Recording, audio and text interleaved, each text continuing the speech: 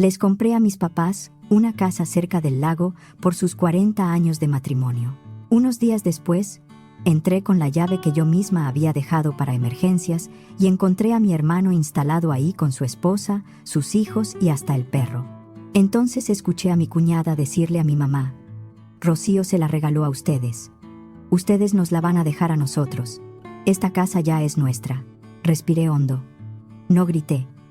Solo dejé la bolsa sobre la mesa y dije: muy bien. Entonces vamos a aclarar esto de una vez. Me llamo Rocío. Tengo 38 años y soy dentista desde hace 12. Mis días empiezan casi siempre a las 7 de la mañana y terminan cerca de las 6 de la tarde. A veces más tarde si llega una urgencia o si un paciente no puede aguantar el dolor. No es un trabajo de presumir, pero me dio estabilidad. Y para mí, después de crecer viendo a mis papás contar cada peso, eso siempre importó. Mi papá, Héctor, tenía 63 años. Mi mamá, Teresa, 61. Estaban por cumplir 40 años de casados.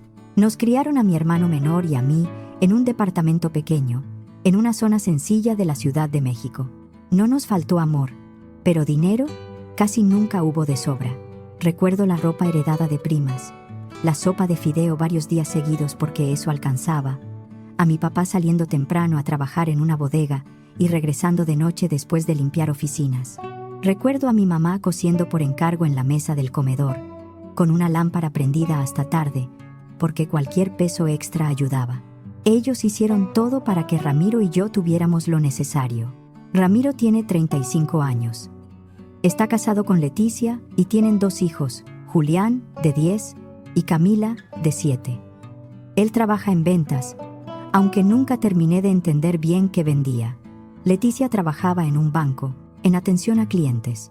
Vivían en un departamento rentado al otro lado de la ciudad. Cuando yo era niña me hice una promesa: algún día iba a ayudar a mis papás.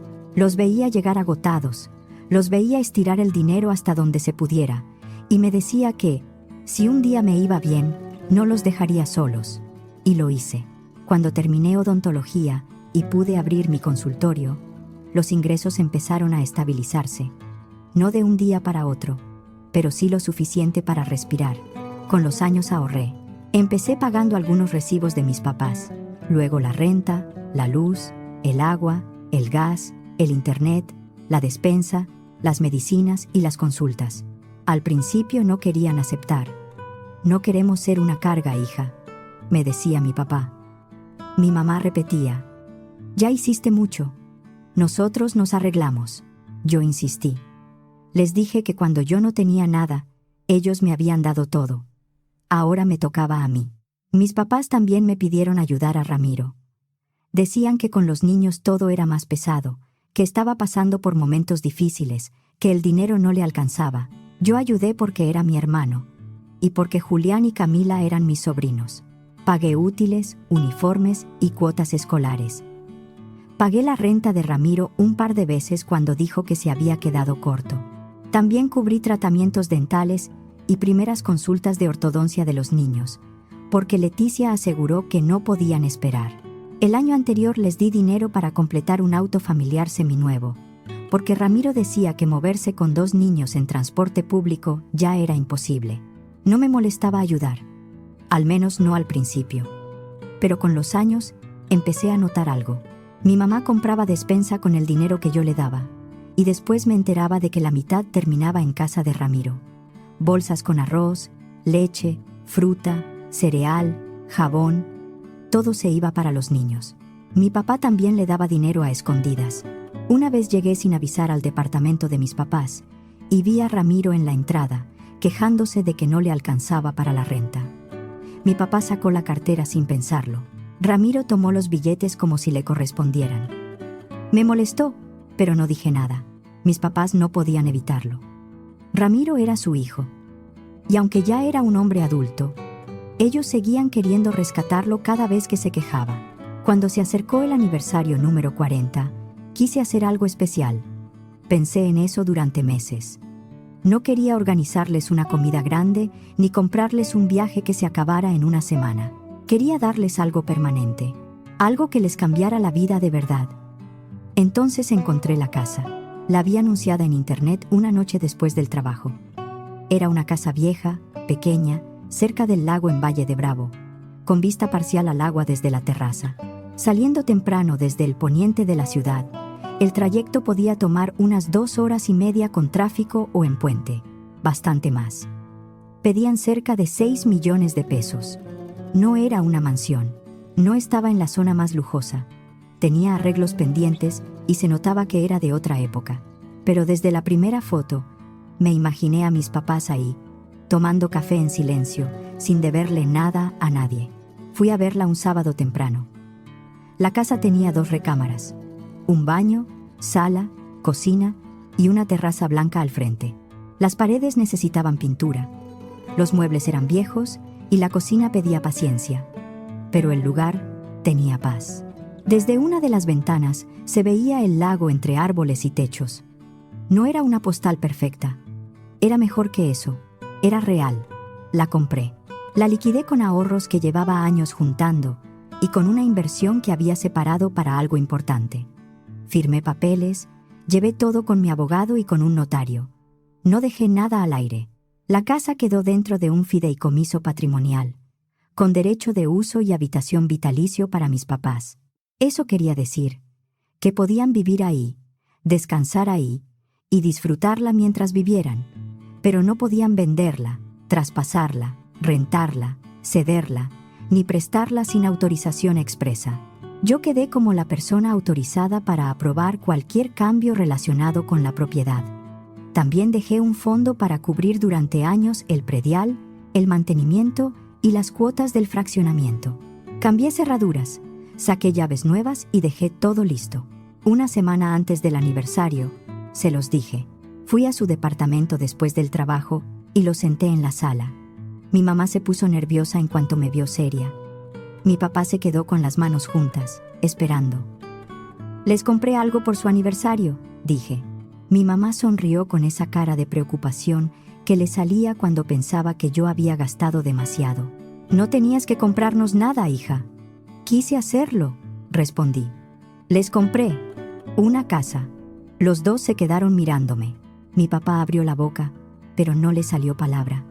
Mi mamá parpadeó varias veces, como si necesitara escuchar de nuevo. «¿Una casa?», dijo por fin. «Una casa cerca del lago», le dije.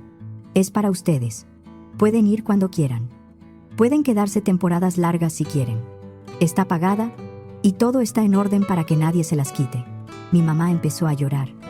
No era un llanto triste, era de esos que salen cuando el cuerpo ya no puede guardar tanta emoción. Mi papá se limpió los ojos y se llevó una mano a la boca. Solo movía la cabeza, como si no pudiera creerlo. Fuimos ese sábado. Salimos temprano, con café en termos y una bolsa de pan dulce que compró mi mamá por si nos daba hambre. Llegamos antes del mediodía. Estacioné frente a la casa y los 3 bajamos. Mis papás se quedaron quietos, mirando la terraza blanca, las ventanas y el agua al fondo. Mi papá caminó hacia la puerta despacio, como si la casa fuera a desaparecer si se acercaba demasiado rápido. Le di las llaves. Él abrió. Entramos juntos. Mi mamá recorrió cada cuarto tocando las paredes, abriendo ventanas, mirando los closets, la cocina, el baño. Mi papá se quedó parado frente a la ventana grande de la sala, mirando hacia el lago sin decir nada. Mi mamá repetía que la casa estaba preciosa, que era perfecta, que no podía creer que fuera para ellos. Nos quedamos ahí esa noche.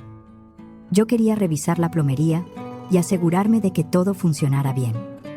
Abrimos llaves, probamos la regadera, revisamos la cocina y el baño. Había detalles por arreglar, pero nada grave. Mis papás casi no durmieron. Se quedaron platicando en la terraza, con cobijas sobre las piernas, mientras bajaba el frío. Yo los escuchaba desde mi cuarto. Hablaban bajito, como si no quisieran despertar a la casa. A la mañana siguiente, regresé a la ciudad porque tenía pacientes agendados. Mis papás decidieron quedarse unos días más. Los abracé antes de irme. Les dije que me llamaran por cualquier cosa y manejé de regreso. 2 días después, Ramiro llamó a mi mamá. Me enteré después, cuando ella me contó todo. Según él, solo hablaba para saludar. Le preguntó cómo estaban, qué habían hecho, por qué no contestaban tan rápido los mensajes. Mi mamá nunca ha sido buena para mentir, así que terminó diciendo que estaban en la casa del lago. Ramiro preguntó, ¿qué casa del lago? Ella intentó decir que estaban visitando a unos amigos, pero Ramiro no le creyó. La presionó. Le preguntó, ¿qué amigos? ¿Dónde? ¿Desde cuándo? ¿Por qué nadie le había dicho nada? Mi mamá quiso cambiar de tema, pero él no la soltó. Al final, le dio la dirección. Esa misma noche, Ramiro apareció en la casa. Mi mamá me llamó cerca de las 9. Desde que escuché su voz, supe que algo estaba mal. Ramiro está aquí, me dijo. ¿Cómo que está ahí? Llegó con Leticia, los niños y el perro. Dice que quiere conocer la casa. Sentí que se me apretaba el estómago. ¿Qué le dijiste? Le dije que era un regalo tuyo para nosotros. Solo sonrió y dijo que quería verla. Ahora dicen que se van a quedar el fin de semana. El fin de semana no, le dije. Mamá, diles que no pueden quedarse. Ya lo intenté, respondió con voz temblorosa. Pero Ramiro dice que es una casa familiar y que él también es familia. Leticia ya está desempacando en una de las recámaras. Intenté llamar a Ramiro. No contestó. Le marqué 3 veces y todas se fueron al buzón. Yo no podía dejar botados a mis pacientes al día siguiente ni cancelar citas programadas desde hacía semanas, pero esa noche casi no dormí. El viernes, durante mi hora de comida, abrí redes sociales y vi la publicación de Ramiro. Era una selfie en la cocina de mis papás. Tenía una taza de café en la mano y sonreía como si acabara de comprar la propiedad con su propio esfuerzo. El texto decía, por fin, tenemos casa. Me quedé mirando la pantalla. Por fin tenemos casa. Como si fuera suya. Los comentarios empezaron a llegar. Amigos suyos le ponían felicitaciones, mensajes de qué buena noticia y ya era hora, hermano. Entonces vi el comentario de Leticia. Por fin mis hijos tienen un lugar donde pueden correr, jugar y ser niños. Sentí que la cara me ardía. Esa misma tarde busqué la casa en Airbnb. No quería creer que se hubieran atrevido, pero ahí estaba.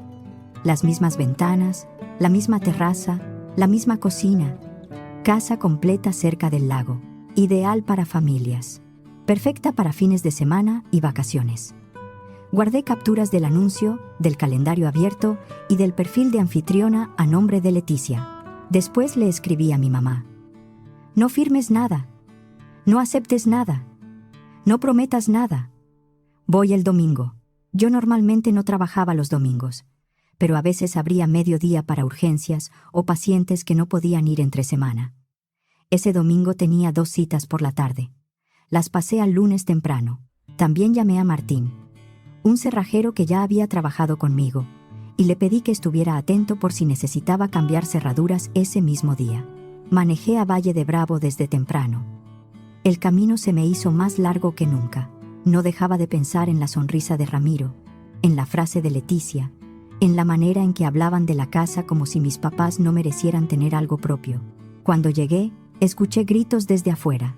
Me bajé del coche y caminé hacia la puerta principal. Estaba sin seguro. La empujé y entré.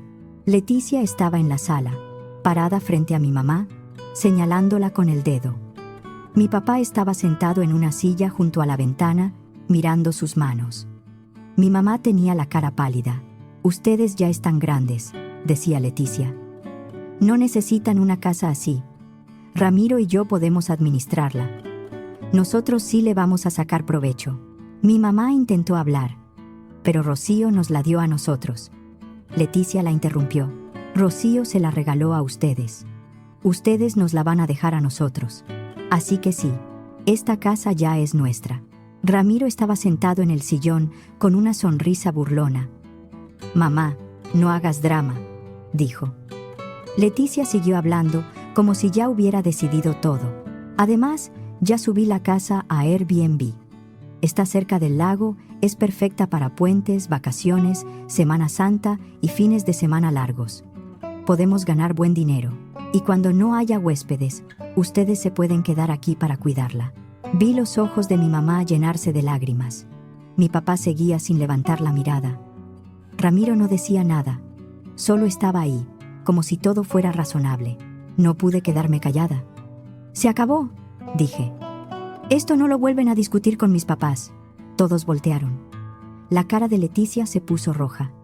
La sonrisa de Ramiro desapareció. Mis papás parecieron respirar por primera vez en toda la mañana. Todos a la sala, dije. Ahora. Ramiro se levantó despacio. Leticia cruzó los brazos, pero no se movió.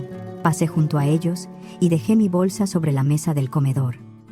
Saqué una carpeta que había preparado antes de salir de la ciudad. La abrí y puse varios documentos sobre la mesa. Siéntense, dije. Ramiro y Leticia se sentaron en el sillón. Mis papás se quedaron donde estaban. Yo me paré junto a la mesa y señalé el primer documento. Esta es la escritura y la documentación del fideicomiso, dije. La casa no está a nombre de Ramiro, no está a nombre de Leticia. Mis papás tienen derecho de uso y habitación vitalicio. No permiso para regalarla, venderla, rentarla ni cederla. Ramiro se movió incómodo. Señalé el segundo documento. Esto no es una discusión familiar. Son documentos. Esta casa es para que ellos la disfruten mientras vivan. Nadie más puede apropiársela ni administrarla sin autorización. Leticia apretó la mandíbula.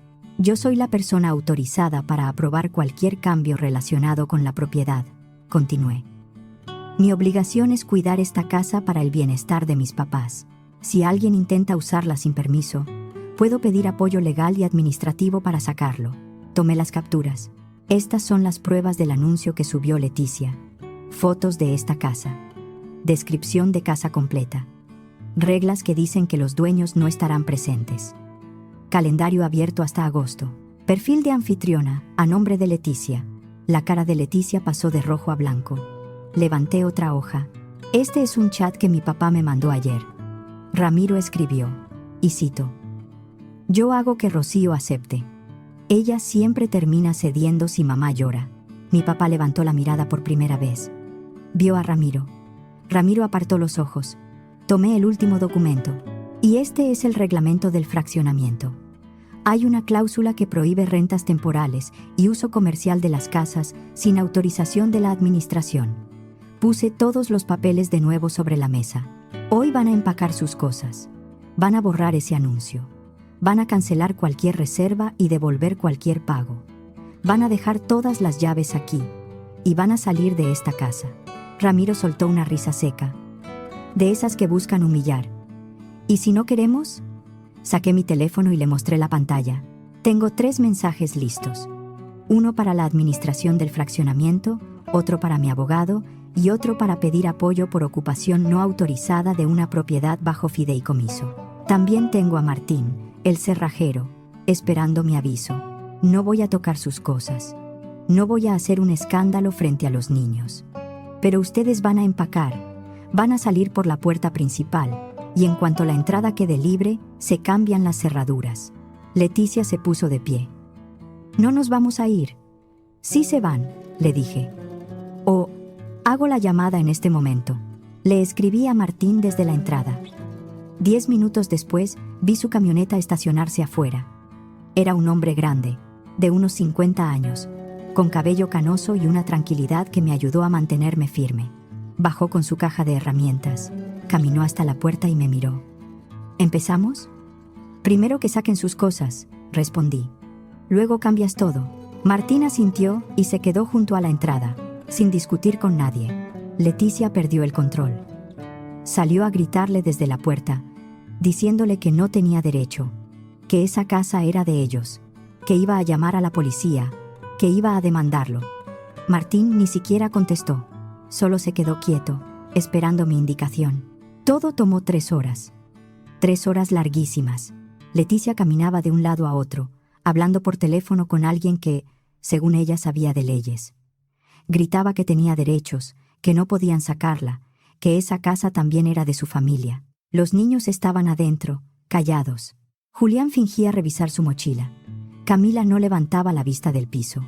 El perro ladraba cada vez que alguien pasaba por la puerta. Yo me quedé en la cocina con mi mamá, preparándole una manzanilla. Ella se limpiaba las lágrimas con una servilleta y repetía que no quería molestarme, que pensó que podía arreglarlo sola, que Ramiro solo necesitaba hablar. No es tu culpa, le dije. Ramiro y Leticia se aprovecharon de ti. Ella asentía, pero le costaba creerlo. Mientras tanto, Ramiro intentó convencerme 3 veces. La primera entró a la cocina con voz suave, como si no hubiera pasado nada. Rocío, estás exagerando. Solo estábamos preocupados por mamá y papá. Queríamos que los niños pasaran más tiempo con sus abuelos. Eso es bueno para todos. Ni siquiera lo miré. Sal de la cocina, Ramiro. La segunda dijo que yo nunca estaba, que mis papás ya estaban grandes y que alguien tenía que cuidarlos, que él solo intentaba ayudar. No estás ayudando, le dije. Te estás aprovechando. La tercera entró con otra cara. Ya no era el hermano preocupado, era el hermano resentido. Compraste esta casa para comprarles el cariño a mis papás, dijo. Siempre haces lo mismo. Crees que con dinero arreglas todo. Dejé la taza sobre la mesa y lo miré. No, Ramiro. Lo que pasa es que te acostumbraste a que todos te resuelvan la vida. Y cuando alguien te pone un límite, te ofendes. Abrió la boca como si fuera a responder, pero no encontró qué decir. Se dio la vuelta y salió. No volvió a entrar. Cuando terminaron de sacar maletas, mochilas, comida y cosas de los niños, Martín cambió la cerradura principal, revisó la puerta trasera y cambió también el acceso lateral. Me entregó las llaves nuevas y guardó sus herramientas. Leticia seguía con las llaves viejas en la mano, apretándolas como si todavía significaran algo. Martín la miró con calma. Esas ya no abren. Leticia las tiró al piso. Cuando por fin estaban subiendo sus cosas al coche, Ramiro se detuvo y me miró. Te vas a arrepentir, dijo. Cuando mamá y papá necesiten ayuda y tú no estés, te vas a arrepentir. He estado más que tú, Ramiro, le respondí. Y lo sabes. No dijo nada. Se subió al coche. Leticia cerró la puerta del copiloto con tanta fuerza que pensé que iba a romper el vidrio. Los niños se acomodaron atrás con el perro. Se fueron sin despedirse de mis papás. No se disculparon. Ni siquiera pudieron mirarlos de frente. Después, caminé por la casa con una bolsa de basura. Había cajitas de jugo, migajas en el sillón, pelo del perro en el piso, platos sucios en el fregadero y juguetes tirados en la sala. Limpié todo mientras mis papás se sentaban en la terraza mirando el lago. Se veían agotados. Esa tarde cenamos en la terraza. Preparé pasta con verduras que encontré en el refrigerador. El sol se estaba ocultando y el aire estaba fresco. Mis papás empezaron a hablar despacio de poner macetas en la entrada, de comprar sillas más cómodas, de pasar ahí más tiempo. Mi celular no dejaba de vibrar. Ramiro me mandaba mensajes largos diciendo que lo había humillado frente a su familia, que no tenía derecho a tratarlo así, que él también era hijo de mis papás. Leticia escribió que me iba a demandar, que me iba a llevar a juicio, que se iba a encargar de que todos supieran cómo era yo. Puse el teléfono boca abajo sobre la mesa y seguí comiendo. Esa semana mandé instalar alarma, sensores en puertas y ventanas y cámaras de seguridad en la entrada, el camino, la puerta principal, la parte trasera y los costados.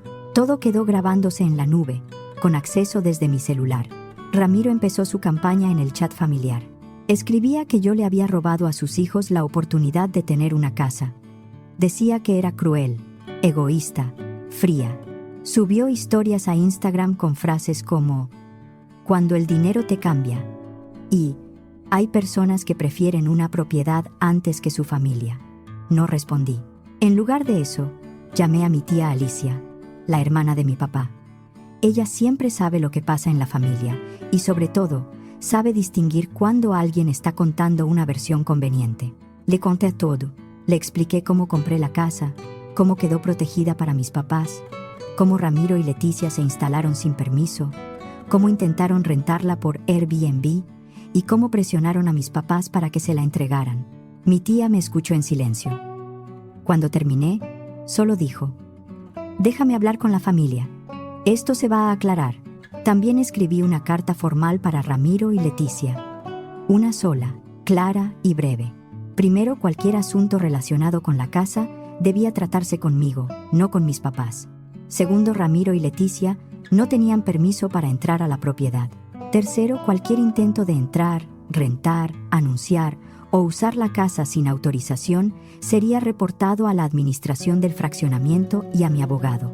La envié por correo electrónico y por mensajería, para que quedara constancia. 2 días después, Estaba en mi departamento descansando después del trabajo cuando decidí revisar Airbnb otra vez. Algo me decía que Leticia no se iba a rendir tan fácil. Tenía razón, había creado una cuenta nueva con otro nombre y volvió a subir la casa. Las mismas fotos, la misma descripción, las mismas fechas disponibles, tomé capturas de todo y reporté el anuncio al equipo de seguridad de Airbnb, junto con la documentación de la propiedad y del fideicomiso. Esa noche no pasó nada. Al día siguiente pausaron la publicación. 2 días después, me confirmaron que el anuncio había sido retirado y que la cuenta quedaba bajo revisión. Después de eso, dejé de comunicarme con Ramiro y Leticia por completo. Bloqueé sus números, dejé de seguirlos en redes y volví a mi rutina.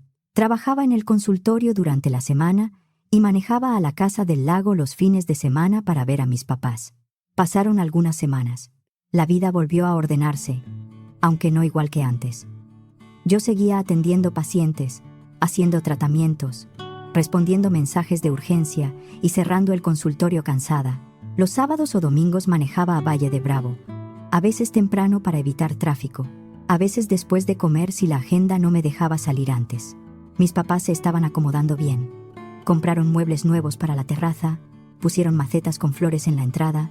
Mi papá arregló una lámpara vieja de la sala y mi mamá empezó a llevar manteles, tazas, cobijas y cosas pequeñas que hacían que la casa se sintiera suya. Un jueves por la tarde sonó mi celular.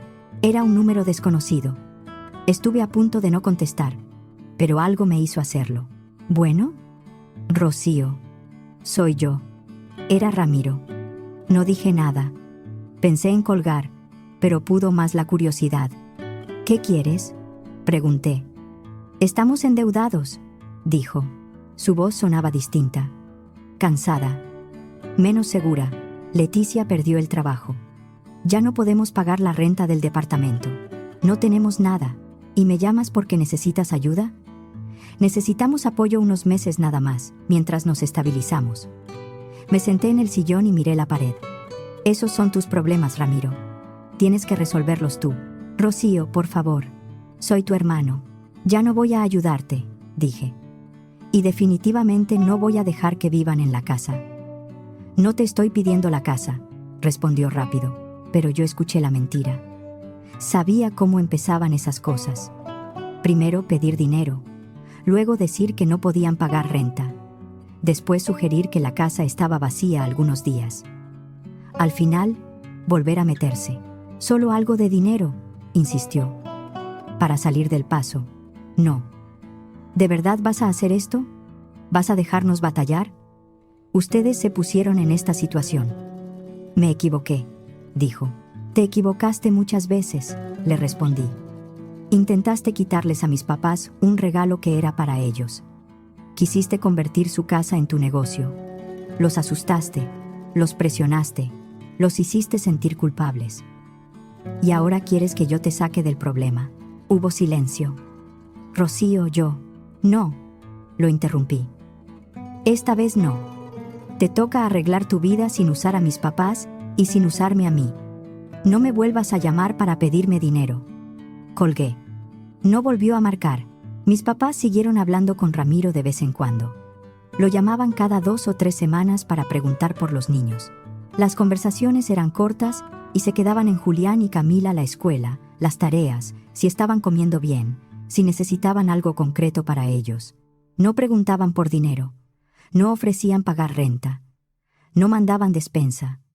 No daban billetes a escondidas. Les costó. Un par de veces mi mamá quiso mandar algo para los niños, pero mi papá la detuvo. No con dureza, solo le ponía la mano sobre el brazo y le decía: preguntemos primero qué necesitan. No mandemos dinero así nada más. Era extraño verlos poner límites después de tantos años. Durante mucho tiempo se doblaron por Ramiro. Siempre querían asegurarse de que estuviera bien, aunque eso significara quedarse ellos con menos. Pero algo cambió después de lo que pasó en la casa. Vieron cómo intentó manipularlos. Vieron cómo quiso aprovecharse de su amor. Una tarde, durante una de mis visitas, mi mamá me habló de eso. Estábamos sentadas en la terraza, tomando café y mirando el lago. Siento culpa, me dijo. ¿Por qué? Por Ramiro. A veces siento que le fallé, como si debí enseñarle mejor. No le fallaste, mamá. Él tomó sus propias decisiones. Lo sé, dijo, pero sigue siendo mi hijo. Y tú sigues siendo su mamá, respondí. Pero eso no significa que tengas que dejar que te pase por encima. Mi mamá bajó la mirada a su taza. Tienes razón. Tu papá y yo lo hablamos. Vamos a concentrarnos en nosotros. Ya pasamos demasiados años preocupándonos por todos. Tal vez ya es tiempo de pensar en lo que queremos. Eso me hizo feliz. Mis papás merecían pensar en ellos por una vez. Merecían disfrutar su casa, su descanso, su matrimonio, sin cargar siempre con los problemas de Ramiro. El tiempo siguió pasando. Mis papás querían seguir viendo a Julián y Camila, y yo no me opuse. Los niños no tenían la culpa de lo que sus papás habían hecho, pero la regla quedó clara. Ramiro y Leticia podían dejarlos en la entrada, sin pasar, y regresar por ellos a la hora acordada. Todo se coordinaba con mis papás, y si había algún cambio, me avisaban. A veces llevaban a los niños para que pasaran unas horas con sus abuelos. Mis papás amaban tenerlos ahí. Les preparaban comida, los llevaban a caminar cerca del agua, les enseñaban a lanzar piedritas al lago y a cuidar las plantas de la entrada. Julián y Camila se veían tranquilos en la casa. Yo los veía durante esas visitas. Hablábamos un poco. Nada profundo. Me contaban de la escuela, de sus amigos, de los videojuegos que les gustaban, de alguna maestra estricta o de una tarea difícil. Yo los escuchaba y les hacía preguntas. Para mí era suficiente. Nunca veía a Ramiro ni a Leticia durante esas entregas. Dejaban a los niños en la entrada y se iban. Horas después, regresaban por ellos. No intentaban entrar, no preguntaban por la casa, no sugerían quedarse. Ya sabían que no podían. En cuanto a mí, dejé de tener relación con ellos. No los perseguí, no les escribí. No busqué explicarles nada más. Solo dejé de abrirles la puerta. Tenía mi trabajo. Tenía a mis papás. Tenía esos fines de semana en la casa cerca del lago, donde mi mamá se sentaba en la terraza con una cobija ligera, y mi papá tomaba café mirando el agua, como si todavía le costara creer que ese lugar era suyo. La casa era para mis papás. Yo la compré pensando en ellos tomando café tranquilos frente al lago, no en Ramiro haciendo cuentas para rentarla, ni en Leticia tratándolos como si ya fueran un estorbo. Lo que más me dolió no fue cambiar cerraduras, ni limpiar el desastre después de que se fueron. Fue ver a mi mamá pidiendo perdón por algo que ella no había hecho, y a mi papá callado, con vergüenza de necesitar protección. Desde entonces entendí algo que antes no quería ver: ayudar sin límites también puede enseñar a otros a abusar. Yo no puse ese límite para castigar a mi hermano. Lo puse porque mis papás merecían descansar sin que nadie les cobrara culpa por eso. Y esta vez, su casa sí iba a quedarse en paz.